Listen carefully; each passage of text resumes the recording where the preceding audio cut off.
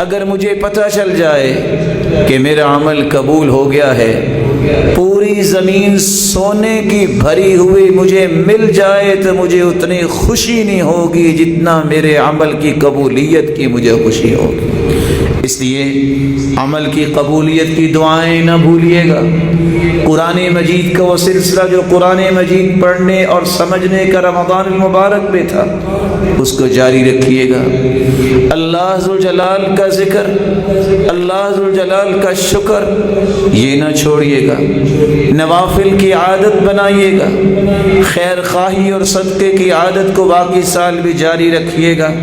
سیدنا علی رضی اللہ عنہ فرمایا کرتے تھے، الیوم عید من قبل صیامہ، آج تو اس دن اس انسان کی عید ہے جس کے روزے قبول ہو گئے، وقیامہ، جس کا قیام قبول ہو گیا۔ آج تو عید اس کی ہے من غفر ذنبہ، جس کے گناہوں کو معاف کر دیا گیا، وشکر سعیہ، جس کی محنتوں کو اللہ نے شرف قبولیت سے نواز دیا، وقبل عملہ، جس کے عمل کو قبول کر لیا گیا۔ الیوم لنا عید وغدا لنا عید، آج بھی ہماری عید ہے، ہماری کل بھی عید ہوگی جب ہم اللہ ذوالجلال کی اطاعت میں زندگی گزاریں گے، گناہوں سے بچیں گے۔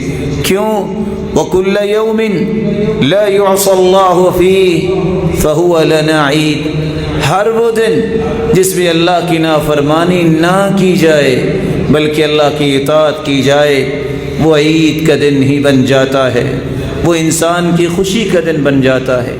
ناظرین اکرام، امام ابن تیمیہ رحمہ اللہ کہا کرتے تھے کہ اگر عمل کی قبولیت کی نشانی مزید دیکھنی ہے تو جیسے آپ کا رمضان میں عمل تھا اسی طرح رمضان کے بعد بھی جاری رہنا چاہیے تو آپ کو مبارک ہو۔